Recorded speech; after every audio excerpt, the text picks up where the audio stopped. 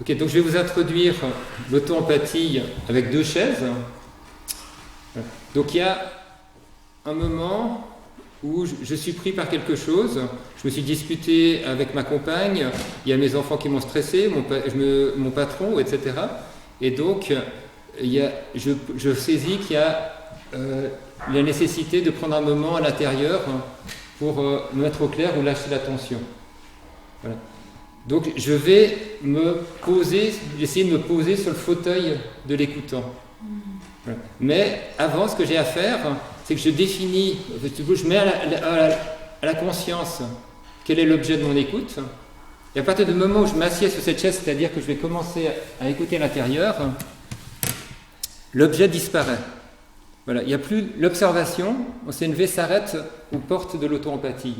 Parce que ce qui compte, c'est plus l'histoire, c'est plus l'observation, c'est plus l'objet du conflit, c'est le fondamental qui est les ressentis que ça m'a amené, les émotions, les besoins, et donc le fil va être à ce niveau-là. Donc, mais j'ai d'abord, quand je me pose sur cette chaise, sur ce fauteuil de l'écoutant, j'ai d'abord à prendre le temps, voilà, de faire ce qu'on a expérimenté tout à l'heure. Je ralentis, je marque un temps d'arrêt, j'ouvre l'espace d'attention à l'intérieur, je me centre.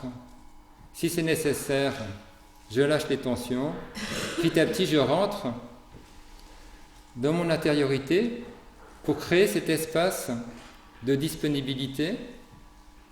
Et une fois que l'espace de disponibilité est fait, à ce moment-là, je vais laisser venir les ressentis. Et ce qui est très important, c'est pas m'identifier à ce qui va venir. Voilà, parce que si je m'identifie, je vais coller un moment à la tension corporelle, à l'émotion. Voilà, donc, ce qui est utile, quand je suis sur cette chaise, c'est de me mettre dans la position du spectateur. Voilà, on pourrait dire l'observateur, mais je trouve que le spectateur, c'est plus juste. Pourquoi ? Parce que le spectateur, il sait que quelque part, il y a un côté qui n'est pas sérieux dans le drame qui se déroule en face. Voilà. Il est là juste pour le goûter. Et quand je suis spectateur, il n'y a plus de problème avec la tristesse, il n'y a plus de problème avec la colère, il n'y a plus de problème avec la peur. Au contraire, quand je suis spectateur, je vais payer pour avoir peur. Il y a des millions de gens qui payent pour avoir peur, voir des films d'horreur, ils vont dans des lunaparks. Voilà. Pourquoi ? Parce qu'ils savent que ce n'est pas vrai, ils sont détachés. Donc quand je suis détaché, la peur n'est plus un problème. Quand je suis détaché, la colère n'est plus un problème. Quand je suis détaché, la tristesse n'est plus un problème. Il y a aussi plein de gens qui vont voir des films tristes. Ils prennent leur paquet de mouchoirs, ils pleurent, ils sont heureux. Quoi. C'est joyeux d'être triste. C'est joyeux d'être en colère. Il n'y a pas de problème avec l'émotion. Il y a un problème quand je m'identifie à l'émotion. Alors, donc je suis posé dans mon fauteuil de spectateur et le spectacle commence. Et je vais pouvoir goûter mon spectacle intérieur. C'est beaucoup plus direct que la télévision parce que ça se passe... J'ai plus besoin du film pour accéder à ce que le film m'apporte. Le film, ce qu'il m'apporte, c'est la qualité de l'émotion. Voilà. Et bien là, cette qualité d'émotion, je l'ai directement. Voilà. L'émotion vient, mais je ne suis pas triste. Je sens la tristesse. Et parce que je sens la tristesse peut venir. Je vais me rendre compte que la tristesse, elle est là. Elle me serre. Elle m'étouffe. Elle restreint mon espace. Donc je vois que la tristesse, c'est une espèce de mouvement d'étranglement. C'est quelque chose qui me plombe, voilà, réduit ma respiration, etc. Je vais la sentir, je vais voir à quel point cette émotion ou une autre est présente. Et à ce moment-là, petit à petit, elle va pouvoir enfin prendre l'espace que je lui restreins depuis toujours. Mais là, puisque je m'identifie plus à ma tristesse, la tristesse peut monter, et à un moment, ça lâche, c'est organique. Voilà, et je suis ailleurs. C'est pas plus ou moins, c'est autre chose. La vague a bougé, et soudain, il y a je suis dans la surprise, dans le soulagement, une nouvelle vague arrive, je reste avec, la vague prend de l'ampleur, etc., etc. C'est tout le temps comme ça.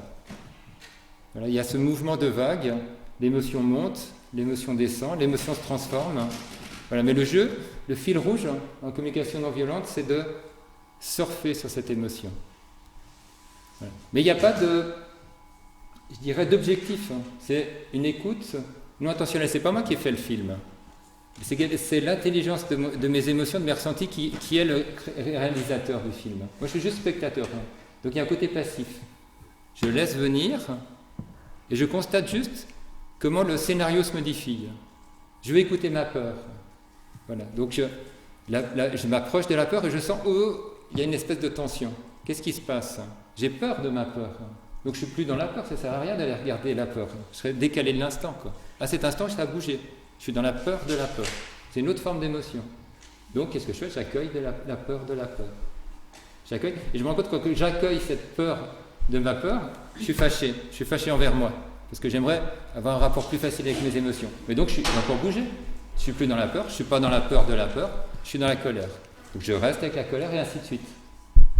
Donc, le jeu, c'est bien sentir ce mouvement de l'émotion, de rester sur la vague et de rester dans l'instant. Voilà. Et souvent, c'est ça le décalage, c'est que je crois que j'ai un problème parce que je veux m'approcher de ma peur, hein, mais pas du tout. Ça a bougé déjà plusieurs fois, il y a plein d'autres émotions qui sont venues, et donc ça nous invite à être dans cette fluidité de sentir et de respecter ce qui vient. Voilà. Ce qui vient, c'est la colère. Je croyais que mon sujet, c'était la peur, mais non, pas du tout, c'est la colère. Mais c'est très bien, je reste avec la colère. Si c'est la tranquillité, c'est pas grave non plus. Vous voyez, il y a une espèce d'égalité dans tout ça. C'est égal. Voilà. Vient ce qui vient, et je vais pouvoir goûter alors après la saveur de chaque émotion.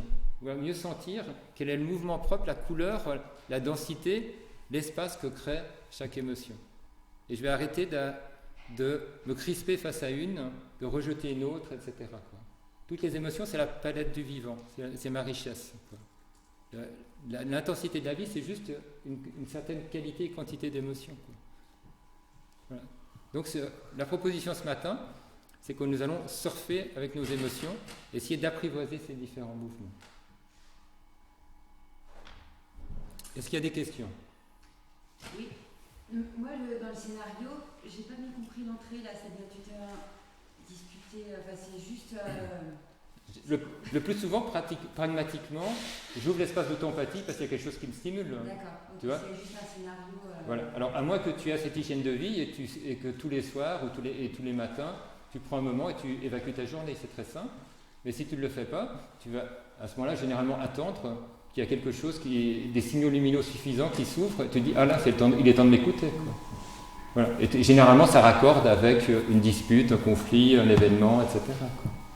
L'éclaircissement, c'est qu'il ne faut pas forcément se mettre dans cette situation-là. La situation... C'est vraiment un exemple... Il y a une situation, peu importe laquelle, voilà, c'est mon point de départ, mais à partir du moment où je m'assieds, je l'oublie. C'était juste la révélatrice. Voilà. Quand je lie l'émotion à une situation, quelque part, je la limite. Parce que l'émotion, elle est liée à nos besoins, pas à nos situations.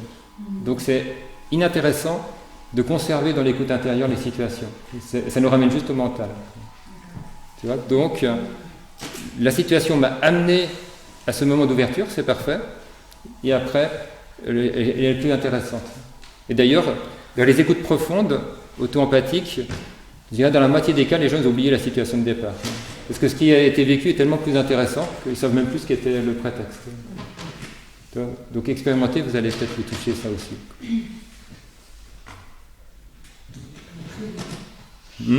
Pas très vite. Ce qui est intéressant, c'est du condensé. D'accord. On va le reprendre maintenant un peu point par point.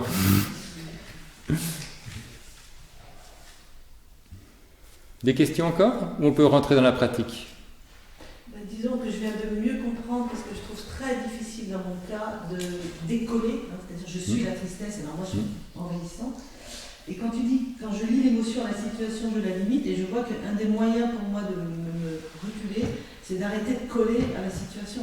Finalement, c'est ça. Je reste qu'avec l'émotion, oui. Tu vois. Et donc il y a la peur qui est là. La peur quelque part m'envahit, mais comme je suis dans ce rapport direct avec la peur, tu vas sentir peut-être assez vite que ça n'a plus la même sensation, quoi. Parce que quand la peur est mélangée avec nos pensées, elle a une certaine consistance, on va dire, et quand elle est brute, elle devient autre chose. Ce que j'entends, c'est qu'en fait, je me mets sur mon ressenti corporel de l'émotion et j'arrête d'alimenter avec la boîte à Exactement. Donc l'émotion, c'est un mouvement, c'est une sensation, c'est une couleur, c'est une atmosphère, c'est une tension, un relâchement, une contraction, une expansion, etc. C'est vraiment, par essence, c'est une vague à l'intérieur de nous, quoi. Donc le surf est, je dirais, ce qui me paraît le plus proche de ce que nous allons faire.